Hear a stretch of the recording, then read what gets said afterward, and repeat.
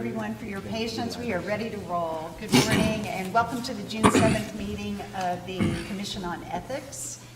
I would like to ask the clerk to please call the roll. Commissioner Akers? Here. Commissioner Serrano? Here. Commissioner Messerich? Here. Commissioner Lewis? Here. Commissioner Kuset? Commissioner Lucas? Commissioner Newton? Here. We have a quorum. Thank you. Commissioner Newton, can I ask you to lead us in the Pledge of Allegiance? Yes.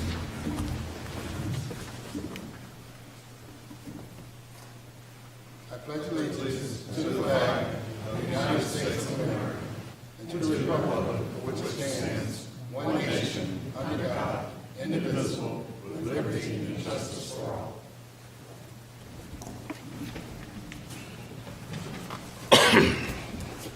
Thank you for your patience this morning, and thank you for remembering to only bring water into the courtroom. If you would like to speak today on any matter that is on our public agenda, please let Ms. Fulford in the back know.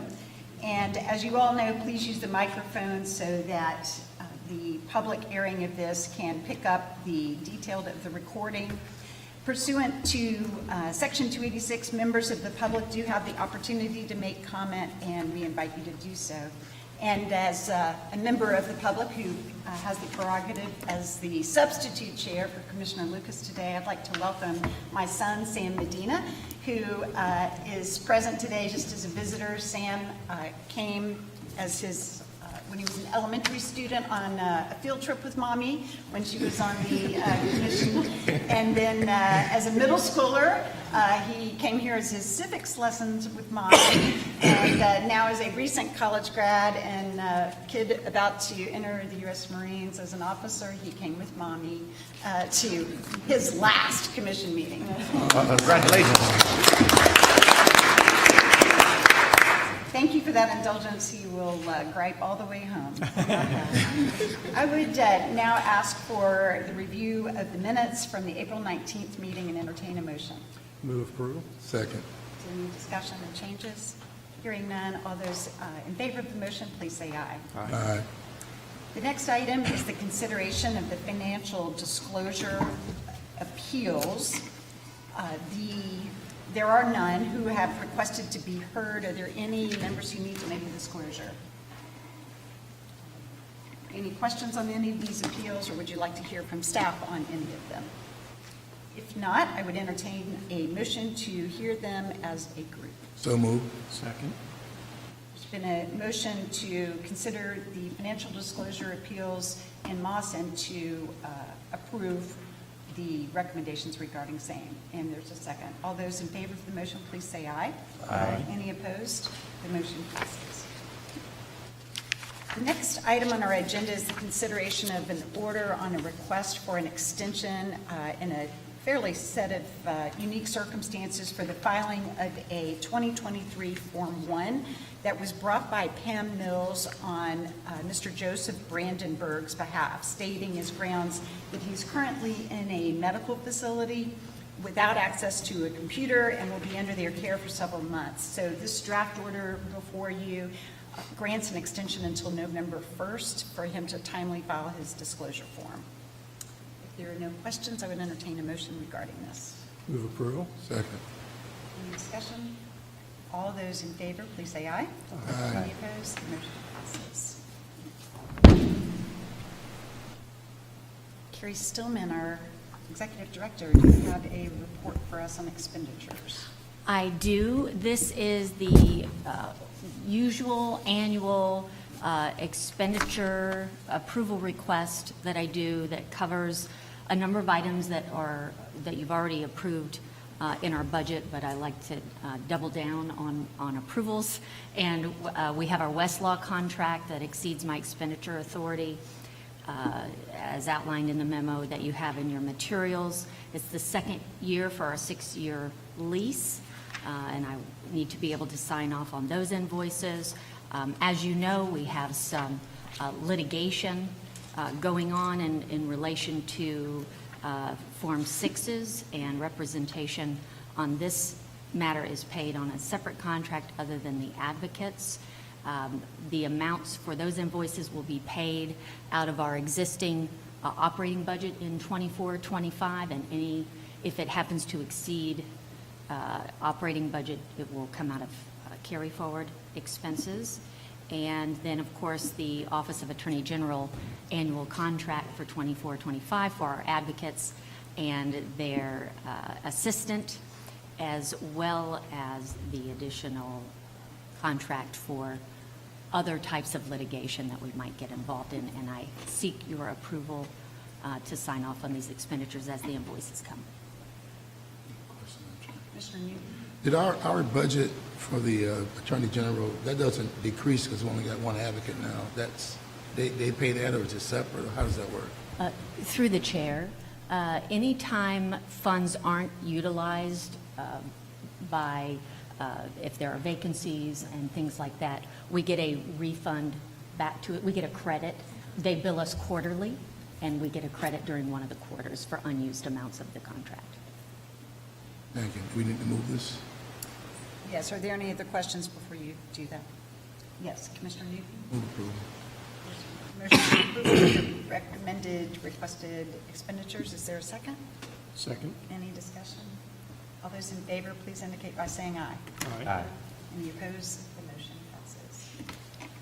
I feel like I should really drag this out at this point because we in are luck. in a frighteningly quick meeting. I dragged Sam here, so y'all better say something.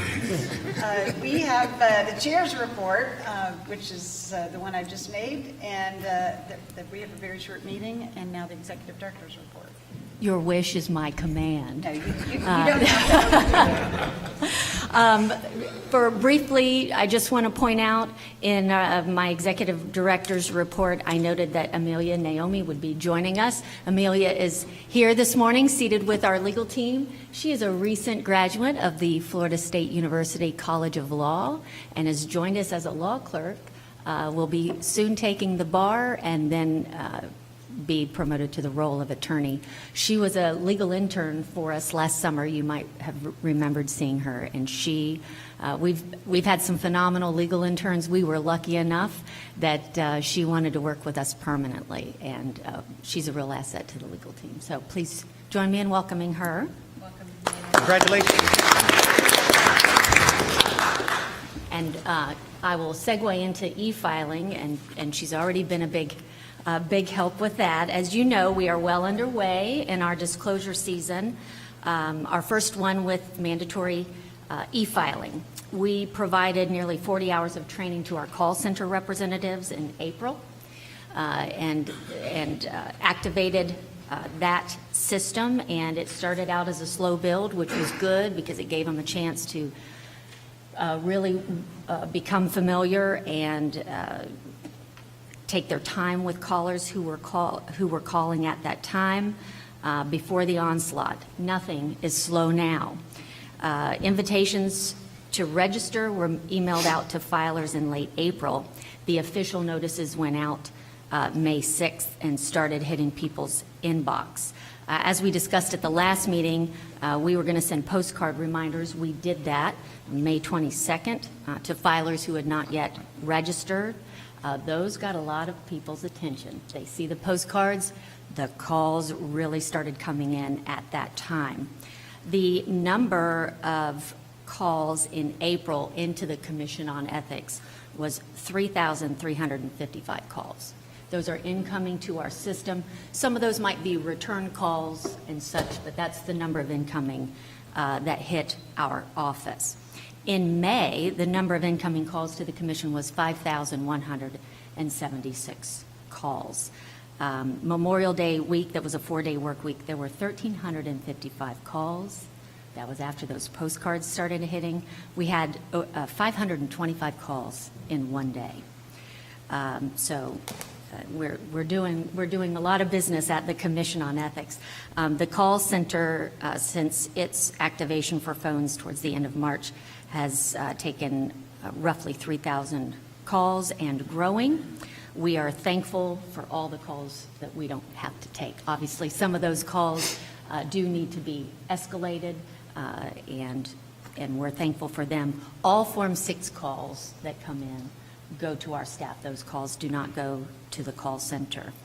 Where we are in terms of compliance, as of yesterday, 5 o'clock close of business, there were 39,588 total filers we are expecting to file.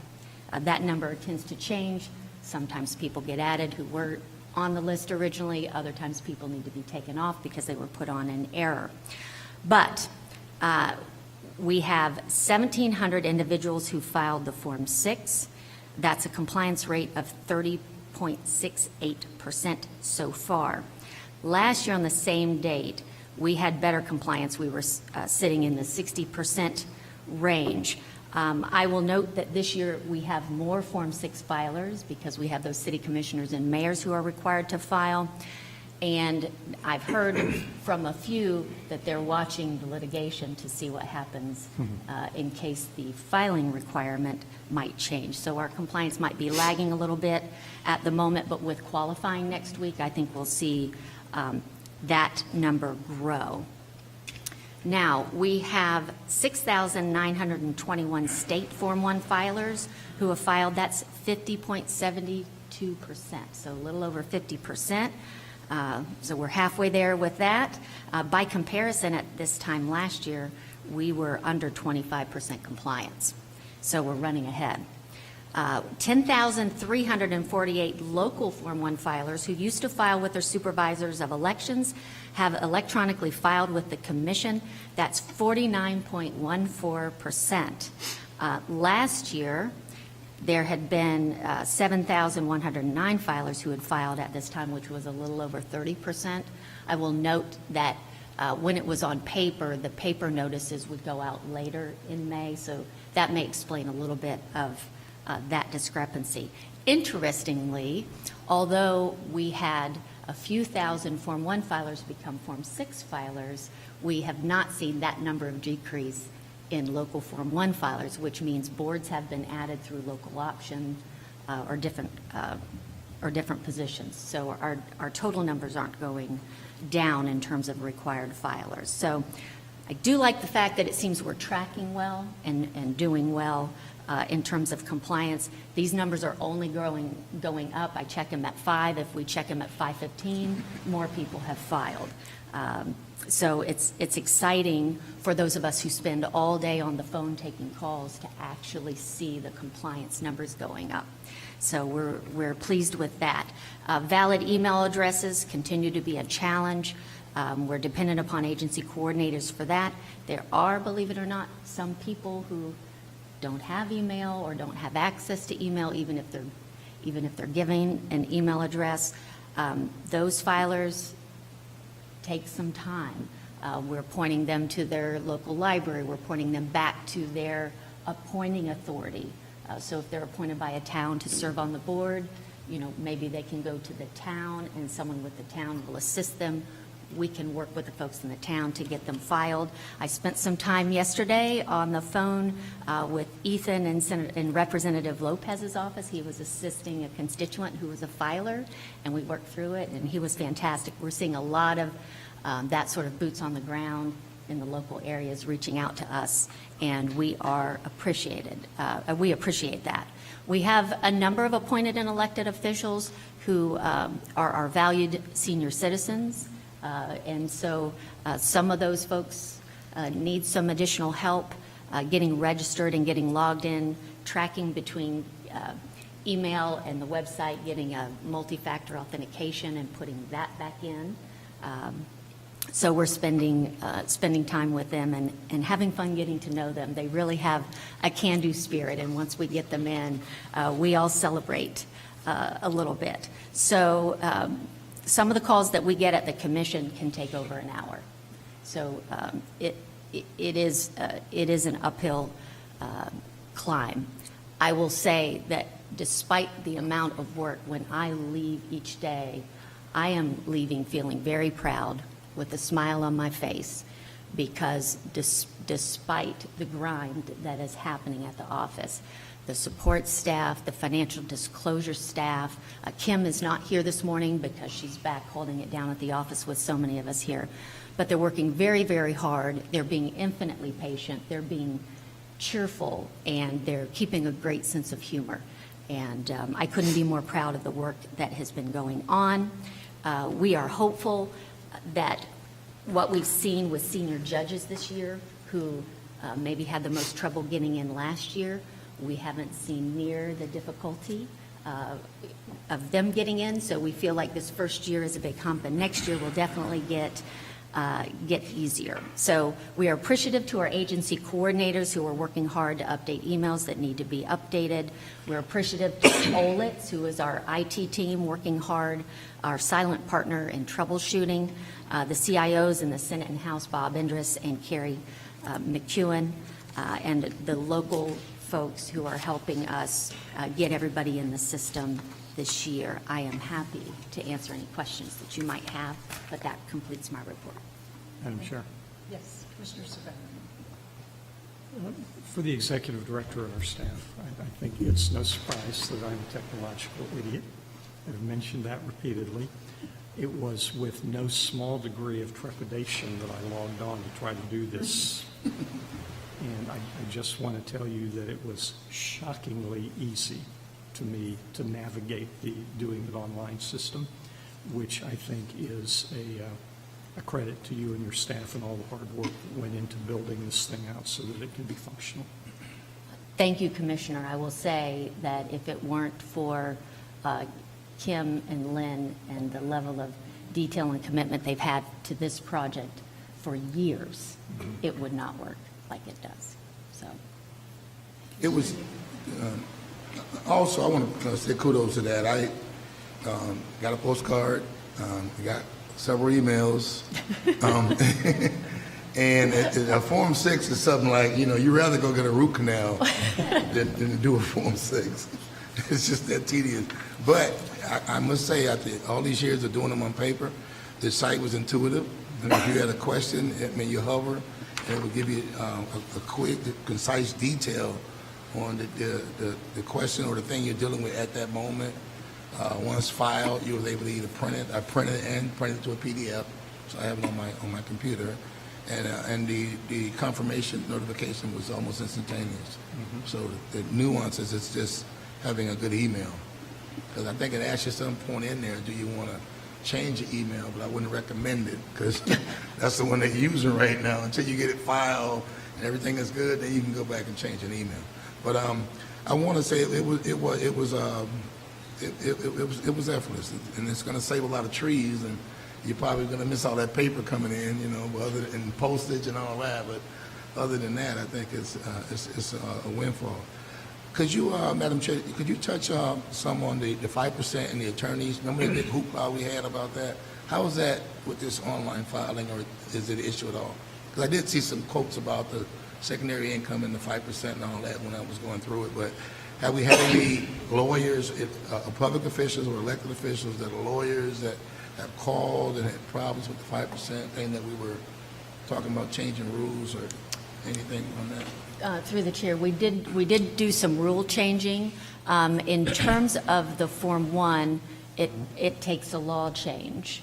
In terms of the Form 6, I'll turn it over to Steve, because the attorneys are taking those calls, and he'll have a better sense of that. I'm speaking on the 6, Form 6. Yes.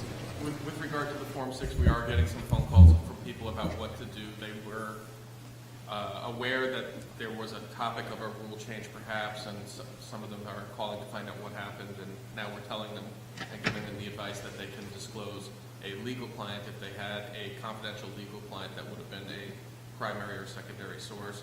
So when they call up, we're able to walk them through how to make that disclosure and confirm whether or not making that disclosure in that way is appropriate. We are getting some phone calls too about Form 1. As you know, we don't have the rulemaking authority to do the Form 1. We're letting people know that because there is a provision in Bill 7014 that would make that change and make that effective. That's not yet been presented to the governor. So what we're advising people when they call us up in that instance is, the deadline for filing is July 1. There's some time between now and then. Hold tight and wait and see what happens. And, so that's what we're telling people about that, if that's a relevant concern for them on the Form 1. I'm glad they called in, because when I was on the floor, doing the speaker's photo presentation. A couple of my colleagues approached me and was asking me about that. I said, just call over to the office. I said, they're very good. They'll walk you through it. And I got to call you on occasions and ask, could I share your information with people that had questions? So my advice to people watching, anybody, get it from Ethic and Legal Counsel. Because if you're running straight, these are the people you're going to be in front of. So you might as well get the information from them, stick to that, and use that as your get out of jail free card, I guess. But I'm glad it's working. I know it was a big hoopla about that. I just couldn't understand it because, like I said, was in the legislature 4 years. There's a lot of attorneys in there, and we filed Form 6s like forever. So I never heard about the problem until I got up here. So, but thank you, Madam Chair, and thank you, Stephen. 16 working days. If anyone hears hooting and hollering around 5 p.m. on July 1, it's the Commission on Ethics staff. Oh, yeah. So it's when life will begin. Thank you. Are you concerned about, I realize a lot of the cases that come before us are people that filed late or didn't file, and people with our older people that have all kinds of reasons, like I tried and my computer, and when you're like, they have to find the public library, then find someone to help in the public library, I'm imagining a long line out the door of people who didn't, and with really good stories, and it's going to be really hard to say to a 75-year-old elected official in a small town in Florida, like, bam, we're going to charge you, or we're going to make you pay money. And they're going to be really upset. So how are we mitigating this now? So I understand you guys are working so hard, and I don't want to say you're not working hard enough, but I foresee a lot of problems here. Good question. Through the chair. Lest it sound like all unicorns and rainbows, it is not. And we are learning a lot. It is a mandatory system. We're committed to getting everyone in. I do have some calls with some folks where we are actively taking the time that's needed to get them in and working with our IT team for options where we've exhausted all that we can do for particular officials. This system should never be something that causes somebody to feel like they cannot serve. And we always reassure these callers, we're going to get you in and we're going to get you filed. We're going to find a way. Nobody, whether it be age or where you live, that it's rural or your access or you're a marginalized community, we're committed to finding a way to get you in and make the magic of e-filing happen. So we're working with IT. We're going to find a path. And if we need to work extensions for folks while we do this, we will certainly be reaching out to the chair for these people for extensions. I just hope we have a little compassion here.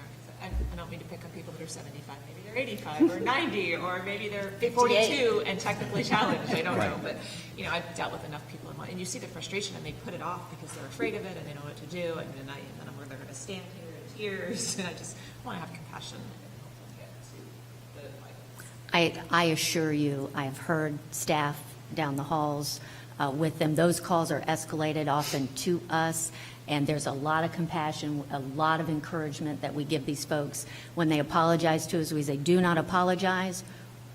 We're here to help you take all the time you need. We're going to get there. So we're finding a way. Thank you. Commissioner Sabone and then Commissioner Neal.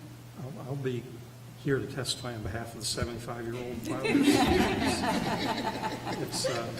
It truly was surprisingly, like the Commissioner said, intuitive to get through the whole thing. And I think you're right, there probably are going to have some people with literal access problems, but I'm sure the staff's been so wonderful with developing it, I'm sure they'll help. We wish we could get in the car and go to their homes. The hardest part is not being able to see what they're seeing. We can walk along, but you have to get them to read what they're seeing. Anyone who's struggling with the system, asking them not to click on something and asking them what they're seeing and trying to help them out. So it's a learning curve for all of us. Commissioner Neal. I would just say, us as commissioners and using the Florida Channel, just be advocates and let the people know like I do. I'm not a lawyer, but I play one on TV, so I refer them to a lawyer that can probably answer their questions. I'm just saying, give them the number. You know what I'm saying? Get them to, because they'll help them. They'll find a way to help them. I don't think they're going to get in their station wagon and go where they at, but they'll help them. Still got the station wagon, right? No, our new car arrived, Oh, finally, dang. after a year of waiting.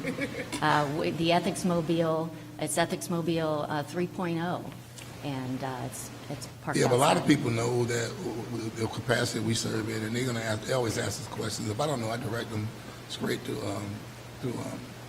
the chair, and to Steve, and then I try to explain to them that you want to go that way. I even tell my elected colleagues the same thing. I mean, even when I was going through my ethical classes, well, that's another thing on there too, because we're on the commission, there was a box there said we didn't have to state the ethics thing. We were exempt from that. So it tells you, it even tracks that too. All that's on the page. So it's not like, because some people have come before us because they forgot to do the ethics training. All that's on there. So I'm just saying that if we can point them this way, I think they can help them. You see the numbers going up, and it's new. So it's going to be some growing pains. But if we just, call this number, call them, and they'll help. Thank you, everybody. Mr. Zerkowski, can I ask that you at least I would like to know the status of the litigation, if there is any change that Carrie mentioned with respect to the city, local municipalities? Not now. I mean, if there is any action taken prior to July 1st. The litigation report that you have is up to date. There hasn't been any change since that litigation. No, report. I'm saying between now and Oh, July between 1. now and then, yeah. Yes. Absolutely, I will keep you posted. Also, if I may, Madam Chair, I had to report that over the 125 people that resigned their elected capacity because they didn't want to do a Form 6, they now, I think, filled all those seats. They had more than 5 or 6 people step up and want to fill them. So, it's a thing that we've always been doing, and it's about disclosing your finances so they can make sure everybody's playing fair in the sandbox and no one is doing anything to benefit themselves, and that's what it's all about, being ethical. So, thank you. And final word of thanks back to Kim at the farm. Thank you for her extra efforts. Oh, and I give out Carrie's cell phone number to everybody who have trouble. I'm kidding. Commissioner Figurs, I'd ask if you would consider a motion to adjourn the public meeting. Motion move. Thank you. Hearing no objection, we're adjourned, and we will go into executive session. And so therefore, if you're not here for that, you may be enjoying the atrium for a little while. Thank you.